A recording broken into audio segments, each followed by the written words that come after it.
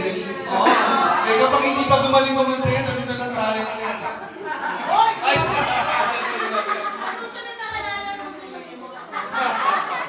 Okay, una sa lahat, maraming salamat sa inyo. Binigay ng pagkakatiwala sa akin para maging presidente.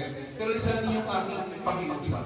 Kung ano yung mapagkasunduan ng lahat, susuportahan ko lang. Yun. So kung gusto nyo mag-outing, sabihin nyo ako, magtulong-tulong tayo, definitely, sagot ko yung lugar. Mag-swimming tayo, sagot ko lugar, sagot ko rin ng lechon, bahala na sa lechon. Pero siyempre, kapag nag-swimming tayo, ang tanong dito, saan lugar, paano ba gagawin natin? Kapag nag-overnight tayo o magiging isang araw lang ba, pag-usapan natin. Pero at the end of the day, sabi nga natin, kaya tayo nag-get together. Kasi ang reunion, ang batch reunion is gift of life. Alam mo, in reality, hindi lahat ng mga classmates natin, mga kabatch natin, nabibigyan ng pagkakataon na magsama-sama.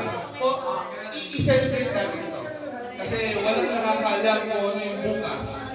So, mag-enjoy tayo at the same time, magkwentuhan tayo. Ano ba yung mga nangyari sa atin ng mga panahon na nag-aaral tayo, di ba?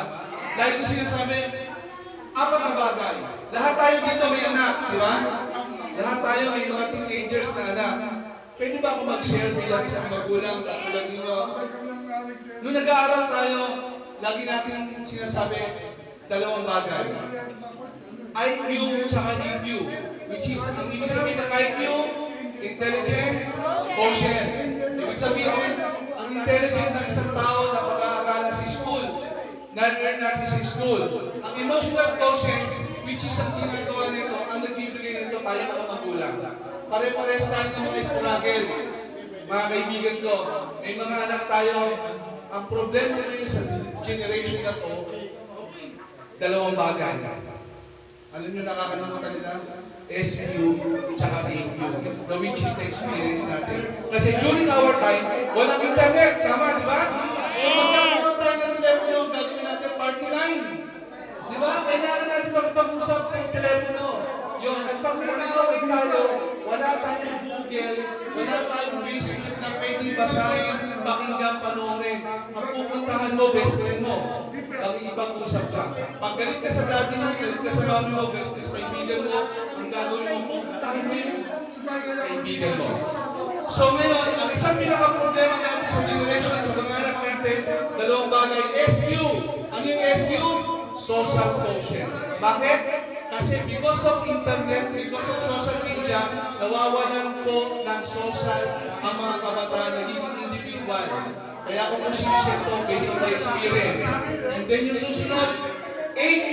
Ano ibig sabihin ng AQ? Emotional. AQ means adversity quotient. Ano ibig sabihin ng adversity quotient? Sharing lang tayo, kaibigan tayo dito. Ang adversity quotient, ito yung something na pinagdadaanan natin. Di ba? Huwag niyo sabihin hindi kayo nagkaroon ng problema. Huwag niyo sabihin hindi kayo nag-struggle. Struggle by relationship with your spouses, relationship with your parents, family, relationship mo sa